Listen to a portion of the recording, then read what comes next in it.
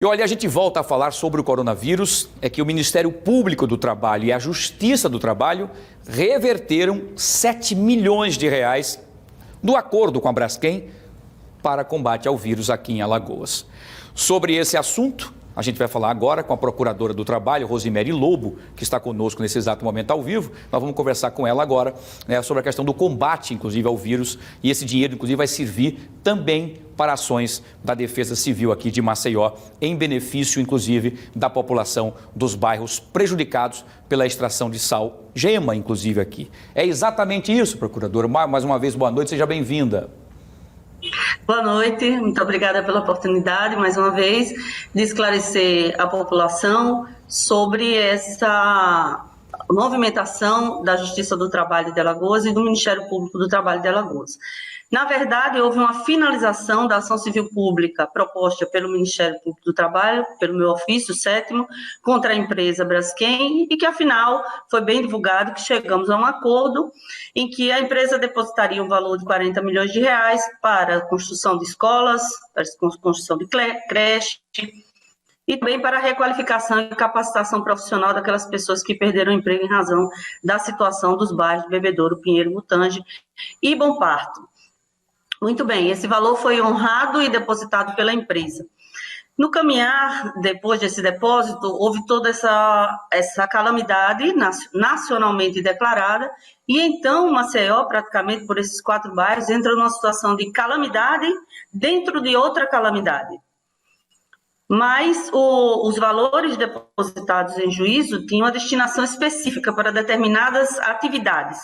Acontece o seguinte, que semana passada o Procurador-Geral do Ministério Público da União, Dr. Aras, expediu uma recomendação de que os membros, respeitada a sua independência funcional, tivessem recursos depositados em juízo, eles poderiam fazer destinações a ações de combate ao coronavírus.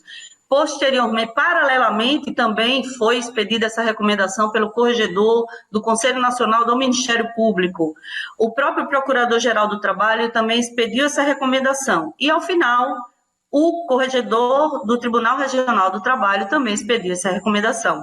Então, analisando o processo, semana passada, eu vi que seria possível manter o objeto do acordo, que é a construção das escolas e da creche, reservando os 24 milhões, que foi o valor indicado pela Secretaria de Saúde para a construção das mesmas, e usar o remanescente do recurso para uma situação que veio e, de forma assim, nessa linha de calamidade. Então, lastreada nas orientações da Procuradoria-Geral da República, da Procuradoria-Geral do Trabalho e do próprio corregedor do tribunal, comuniquei ao juiz que iria fazer um levantamento de entidades idôneas que tivessem condições de receber esses recursos, que pudessem prestar as devidas contas ao Ministério Público do Trabalho, que serão prestadas mensalmente, e também para efetivar a orientação, como você bem falou aí, do Ministério da Saúde, da própria OMS, dos cuidados com as pessoas idosas e as pessoas do grupo de risco. Então, foram feitas tratativas com o Hospital Universitário, ligado à Universidade Federal, a Fundeb, são entidades que a gente conhece como de atividade social relevante. O próprio reitor garantiu a imediata tentativa já de compra de todos os equipamentos necessários para receber as pessoas. O 5º andar do HU, segundo ele me informou, já está sendo todo preparado para isso. É bom deixar a população tranquila com relação a esse atendimento.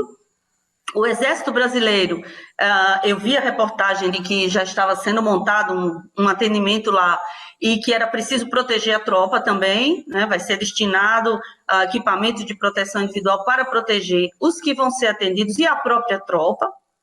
E então foi se buscar entidades de reconhecimento social de utilidade pública que possam trabalhar a proteção dessas pessoas idosas, em situação de vulnerabilidade.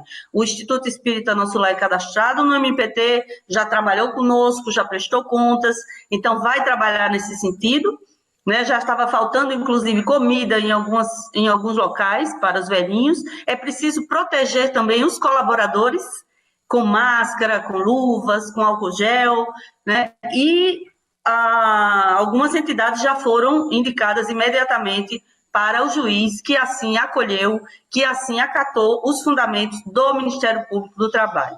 Da parte da Defesa Civil, não foi uma destinação, ela já constava do acordo como beneficiária, só que ela só ia receber a cada 6 meses R$1 milhão prestadas às devidas contas a cada 6 meses.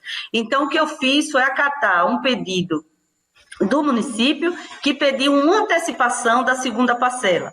Considerei razoável, observei os fundamentos, é preciso realmente, a quadra chuvosa está chegando, esse fim de semana tivemos essa chuva, ficamos muito apreensivos e é preciso equipar essa Defesa Civil para dar uma assistência ainda melhor a essa população tão carente. Então, nós não temos só uma missão institucional, nós também temos uma missão social a cumprir.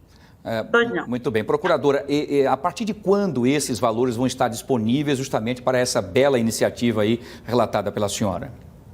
Já estão disponíveis. O padre José Neto, João Neto, da Casa dos Pobres, já confirmou.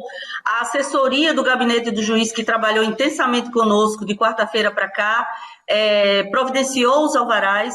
Eu peticionei na sexta tarde, o juiz decidiu já, sábado de manhã já sabíamos da decisão, e segunda pela manhã o assessor já providenciou os alvarás para a liberação desses recursos, para que sejam tomadas as medidas imediatamente. Então, por falta de recursos, não vão deixar de ser assistidas as pessoas que realmente precisam.